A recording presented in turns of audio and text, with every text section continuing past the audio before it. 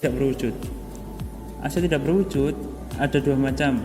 Yang pertama, aset tak berwujud yang dibeli. Perusahaan mencatat sebesar biaya perolehan atas aset tak berwujud yang dibeli dari pihak lain. Biaya perolehan sudah termasuk semua biaya akuisisi ditambah pengeluaran untuk membuat aset tersebut siap untuk digunakan biaya perolehan. Umumnya yang termasuk harga pembelian, biaya jasa, fee, hukum, dan biaya insidental lainnya. Kadang-kadang perusahaan memperoleh aset tak berwujud melalui pertukaran dengan saham atau aset lainnya.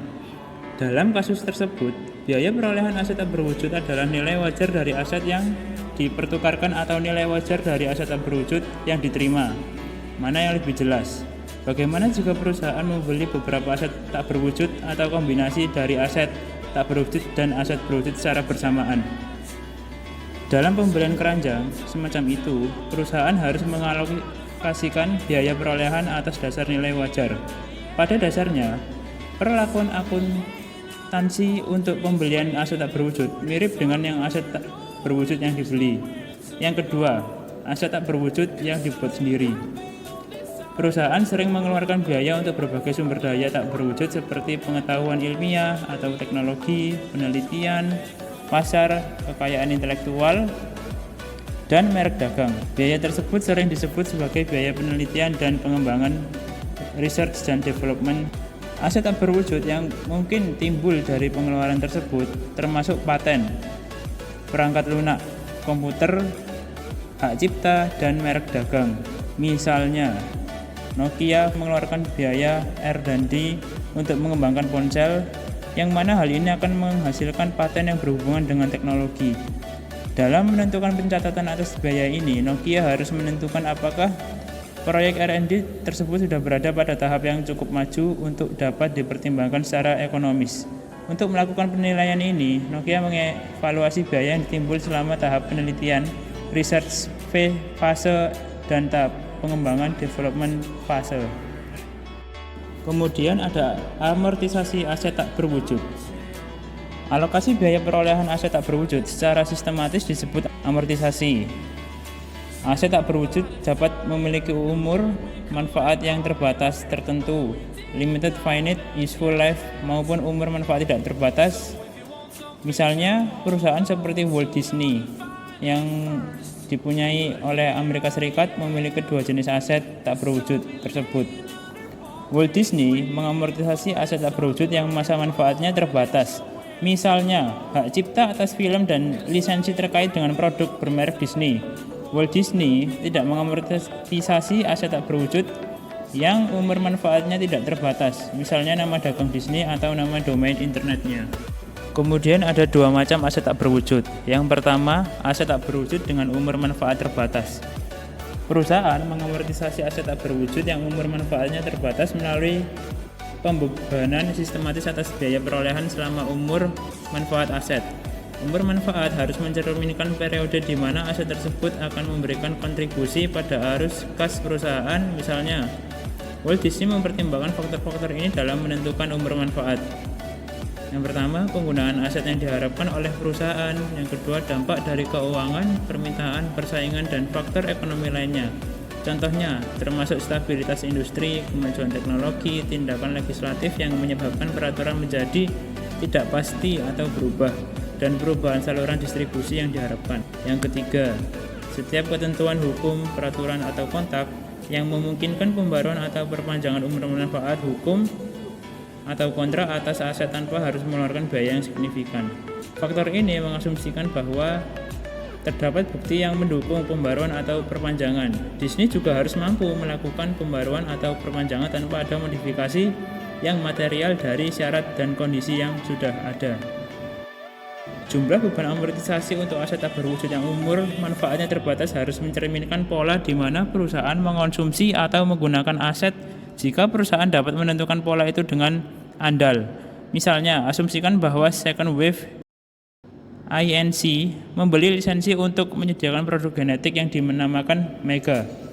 Dalam jumlah tertentu, Second Wave harus mengamortisasi biaya lisensi dengan mengikuti pola penggunaan Mega. Jika lisensi Second Wave menentukan bahwa perusahaan harus menyediakan 30% dari total pada tahun pertama, 20% pada tahun kedua, dan 10% per tahun sampai izin berakhir, maka perusahaan mengamortisasi biaya lisensi menggunakan pola tersebut. Jika tidak dapat menentukan pola produksi atau konsumsi, second wave harus menggunakan metode garis lurus untuk amortisasi. Yang kedua, ada aset tak berwujud dengan umur manfaat tidak terbatas. Jika tidak ada faktor hukum, peraturan kontrak persaingan atau lainnya yang membatasi umur manfaat aset tak berwujud, maka perusahaan menganggap umur manfaatnya tidak terbatas. Umur manfaat tidak terbatas berarti bahwa tidak ada batas yang dapat diperkirakan pada periode waktu di mana aset tak berwujud diharapkan dapat memberikan arus kas bagi perusahaan. Perusahaan tidak melakukan amortisasi atas aset tak berwujud yang umur manfaatnya tidak terbatas. Untuk mengilustrasikan, asumsikan bahwa double click INC memperoleh merek dagang yang digunakan untuk membedakan produk konsumen terkemuka. Perusahaan memperbarui merek dagang tersebut setiap 10 tahun. Bukti yang ada menunjukkan bahwa produk ini akan menghasilkan arus kas untuk waktu yang tidak terbatas. Dalam hal ini, merek dagang memiliki umur manfaat yang tidak terbatas.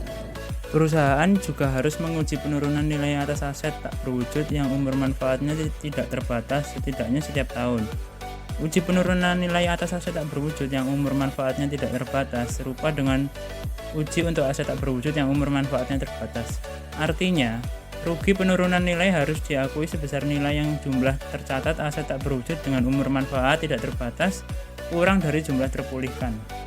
Jenis-jenis aset tak berwujud. 1. Aset tak berwujud terkait pemasaran.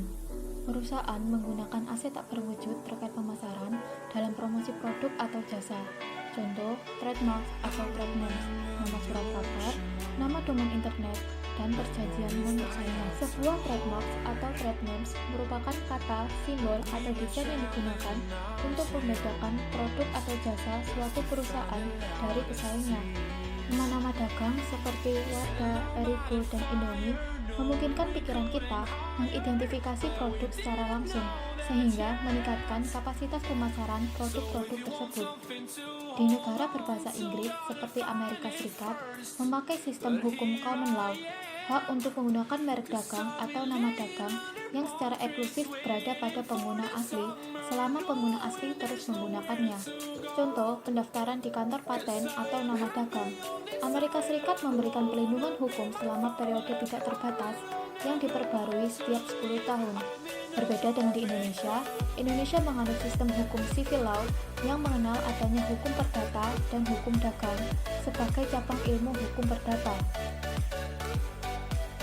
Hukum dagang mengatur hubungan hukum antara pelaku usaha dalam bidang perdagangan barang atau jasa, termasuk dalam hal pendaftaran merek. Pendaftaran merek bertujuan untuk mencegah pihak lain menggunakan merek yang sama atau secara keseluruhan dalam peredaran barang atau jasa, sehingga merek yang telah terdaftar mendapatkan kepastian hukum dan perlindungan hukum terhadap hak atas merek. Merek dilindungi oleh Undang-Undang Nomor 20 Tahun 2016 tentang merek dan indikasi geografis, sedangkan nama dagang dilindungi oleh Undang-Undang Nomor 5 Tahun 1999. Kedua, aset tak berwujud terkait pelanggan. Aset tak berwujud terkait pelanggan merupakan hasil dari interaksi dengan pihak luar, contoh daftar pelanggan, pesanan, atau produksi, dan hubungan pelanggan kontrak maupun non-kontrak. Biaya perolehan dikapitalisasi dan biaya perolehan diamortisasi ke beban selama umur manfaat. Contoh, Blue Sky Corporation memperoleh daftar pelanggan dari surat kabar besar seharga 6 juta euro pada tanggal 1 Januari 2020. Blue Sky Corporation berharap untuk mendapatkan keuntungan dari informasi tersebut secara merata selama periode 3 tahun. Dalam hal ini, daftar pelanggan adalah aset tak berwujud yang umur manfaatnya terbatas, yang harus diamortisasi secara garis lurus. Blue Sky Corporation mencatat pembelian daftar pelanggan dan amortisasinya pada akhir setiap tahun sebagai berikut. Daftar pelanggan sebesar 6 juta euro kepada cash sebesar 6 juta euro, kemudian diamortisasi selama masa manfaatnya 6 juta dibagi 3 tahun.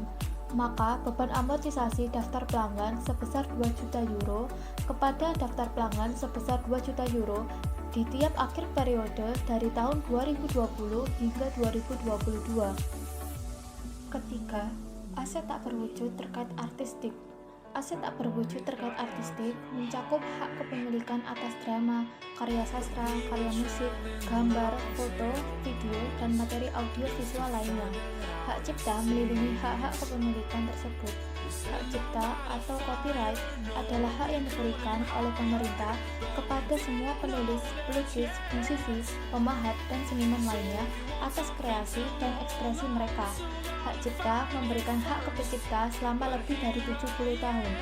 Hak tersebut memberikan hak eksklusif untuk memproduksi dan menjual sebuah karya seni atau publikasi kepada pemilik atau ahli warisnya. Perusahaan mengkapitalisasi biaya untuk memperoleh dan mempertahankan hak cipta. Perusahaan mengamortisasi biaya ke beban selama umur manfaat jika jangka waktu hak cipta kurang dari umur menurut peraturan atau hukum. Contoh, Gramedia Pustaka Utama. Gramedia Pustaka Utama adalah perusahaan penerbitan buku yang memiliki hak cipta atas berbagai karya sastra, novel, komik, dan buku non-fiksi yang laris, seperti Laskar Pelangi, Dilan, Negeri Lima Menara. Gramedia Pustaka Utama dapat menghasilkan pendapatan dari penjualan buku fisik dan digital, lisensi hak terbit, royalti, dan adaptasi film atau serial televisi yang berkaitan dengan aset tak berwujud terkait artistiknya. Keempat, aset tak berwujud terkait kontrak. Aset tak berwujud terkait kontrak mencerminkan nilai dari hak yang timbul dari perjanjian kontrak. Contoh perjanjian waralaba dan lisensi, izin konstruksi, hak siaran, dan kontrak layanan atau pasokan.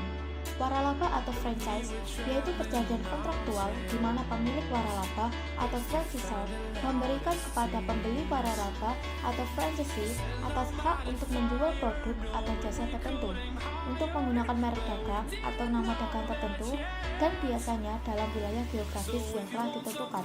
Contoh, franchise yang dapat kita temui Indomaret, Burger King, dan JNT. Franchisor setelah mengembangkan konsep atau produk yang unik akan melindungi konsep atau produk tersebut melalui paten, hak cipta, merek dagang, atau nama dagang. Dan franchisee memperoleh hak untuk mengeksploitasi ide atau produk franchisor dengan menandatangani perjanjian waralaba. Jika perjanjian waralaba atau perjanjian lisensi memiliki umur yang terbatas, maka harus diamortisasi sebagai beban selama umur waralaba. Sedangkan, jika waralaba dengan umur tidak terbatas, maka harus dicatat pada biaya perolehan dan tidak diamortisasi. Kelima, aset tak berwujud terkait teknologi. Aset tak berwujud terkait teknologi berhubungan dengan inovasi atau kemajuan teknologi. Misalnya, teknologi yang dipatenkan dan rahasia dagang yang diberikan oleh badan pemerintah. Di banyak negara, paten memberikan hak kepada pemegang hak eksklusif untuk menggunakan, memproduksi, dan menjual produk atau proses untuk jangka waktu 20 tahun tanpa campur tangan. Contoh, seperti Apple dan Fujifilm didirikan melalui paten dan dibangun di atas hak eksklusif yang diberikan. Perusahaan harus mengamortisasi biaya perolehan paten atas umur hukum atau umur manfaatnya atau periode di mana manfaat yang diterima dan mana yang lebih pendek umurnya. Goodwill mewakili manfaat ekonomi masa depan yang diharapkan dari aset tidak berwujud dapat diidentifikasi secara individual dan oleh karena itu tidak dapat diakui secara terpisah dalam neraca perusahaan lembaran. Goodwill dapat dihasilkan secara internal atau timbul dalam menjalankan bisnis kombinasi ketika imbalan yang dialihkan melebihi nilai wajar neto yang dapat diidentifikasi aktiva. Secara tradisional, perusahaan hanya diperbolehkan mengakui goodwill dari akuisisi. Goodwill yang dihasilkan secara internal mungkin tidak diakui karena dianggap demikian sulit untuk diidentifikasi dan diukur. Mencatat goodwill. Yang pertama, goodwill yang dihasilkan secara internal. Goodwill yang dihasilkan secara internal tidak dapat dikapitalisasi dalam akun. Kedua, goodwill yang dibeli. Goodwill dicatat hanya ketika seluruh bisnis dibeli. Goodwill dipengaruhi oleh beberapa faktor, yaitu yang pertama, kualitas produk. Kualitas produk yang baik akan meningkatkan penjualan keuntungan dan meningkatkan nilai goodwill. Kedua, efisiensi manajemen. Nilai goodwill akan meningkat seiring dengan peningkatan efisiensi manajemen perusahaan. Selain itu, meningkatkan efisiensi manajemen perusahaan akan membuat kegiatan operasional berjalan dengan baik. Ketiga, lokasi. Lokasi perusahaan yang strategis akan memudahkan pelanggan untuk mendapatkan produk atau jasa yang dijual perusahaan. Akibatnya, ini juga akan meningkatkan nilai goodwill. Keempat, kondisi pasar. Situasi pasar monopoli berpotensi mendapatkan lebih banyak keuntungan. Hal ini juga akan berdampak pada peningkatan penilaiannya. Yang kelima, akses ke bahan baku. Jika perusahaan memiliki akses yang mudah untuk membeli bahan baku, tentu akan menjamin pasokan barang dan berpengaruh kepada penjualan langsung. Keenam, keuntungan khusus. Jika perusahaan mendapatkan keuntungan khusus dari merek dagang dan citra merek, maka perusahaan juga akan mendapatkan nilai goodwill yang lebih tinggi. Yang terakhir, sumber eksternal. Dalam hal ini contohnya adalah layanan penjualan, efektivitas iklan, pasokan listrik, dan merek dagang tentu akan mendapatkan nilai goodwill yang lebih besar. Pencatatan goodwill dalam akuntansi. Yang pertama, rumus goodwill. Selanjutnya, bagaimana cara menghitung goodwill? Goodwill dapat dihitung dengan menggunakan rumus berikut ini. Goodwill sama dengan P dikurangi dalam kurung A dikurangi L. Keterangan P sama dengan harga beli perusahaan, A sama dengan nilai pasar wajar aset, L sama dengan nilai pasar wajar dari kewajiban. 2.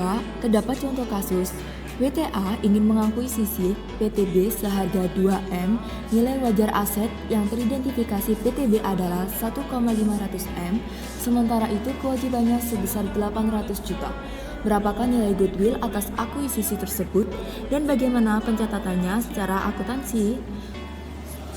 Terdapat jawaban, goodwill sama dengan P dikurangi dalam kurung A dikurangi L sama dengan 2 miliar dalam kurung 1,500 M dikurangi 800 juta sama dengan 2M dikurangi 700 juta sama dengan 1,300 M. Terdapat jurnal yang dibuat oleh PTA atas akuisisi tersebut, yaitu aset sebesar 1,5 M, goodwill sebesar 1,3 M, kas sebesar 2 M, kepada liabilitas 800 juta. Namun, jika harga beli perusahaan lebih murah dari kekayaan bersih perusahaan, maka yang akan muncul adalah goodwill negatif. Yang ketiga, terdapat amortisasi goodwill. Amortisasi adalah istilah penyusutan untuk aktiva tetap tidak berwujud, seperti goodwill. PSAK menyatakan bahwa amortisasi adalah alokasi jumlah tersusutkan secara sistematis atas aktiva tak berwujud selama masa manfaat ekonomisnya. Jadi, harga perolehan aktiva tetap tak berwujud akan dibebankan secara periodik ke dalam laporan laba rugi perusahaan. Biasanya, metode amortisasi yang sering digunakan adalah metode garis lurus. Pembebanan amortisasi goodwill akan dilakukan setiap tutup buku, yaitu tanggal 31 Desember. Adapun jurnal yang dibuat saat pembebanan amortisasi goodwill, yaitu terdapat tanggal 31 Desember dengan keterangan amortisasi goodwill di debit serta amortisasi goodwill di kredit. Untuk catatannya adalah untuk akun akumulasi amortisasi goodwill serta aset tak berwujud lainnya umumnya tidak disajikan dalam neraca melainkan nilai goodwill dan aset tak berwujud lainnya akan dicatat sebesar nilai buku. Nilai perolehan goodwill dikurangi akumulasi amortisasi goodwill.